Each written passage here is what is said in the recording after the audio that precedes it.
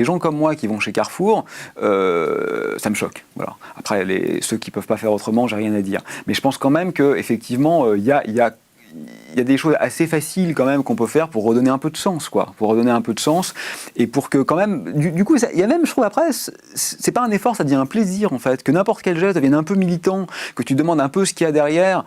Bon, moi je dis pas que ça m'arrive jamais de prendre un coca en passant parce que j'aime bien le goût, hein. Je veux dire, bon. On ne peut pas demander non plus la perfection parce que la beauté de la vie, c'est aussi un peu d'incohérence. Et puis de temps en temps, voilà, quand tu marches, t'écrases des fourmis. Et puis j'en sais rien. Peut-être qu'en ce moment, à un moment, je vais dire un truc qui va t'agacer ou au contraire, tu vas m'attaquer. Bon, c'est la vie, ça. Il y a des moments où c'est pas agréable, on a un impact sur les autres, etc. L'écologie, c'est pas réservé à des bobos. Ah ouais, alors ça, on me l'a déjà dit plein de fois. Alors moi, je suis carrément un bobo. Hein. Je veux dire, concrètement, effectivement, une sensibilité de gauche en gagnant bien sa vie, et un peu un télo, c'est exactement l'archétype de ce qu'on appelle un bobo. Bon, moi, j'avoue que je déteste pas les bobos parce que, en fait, bobo, pour moi, ça veut dire je jouis d'un certain confort et pour autant, je me rends compte qu'il y a un problème.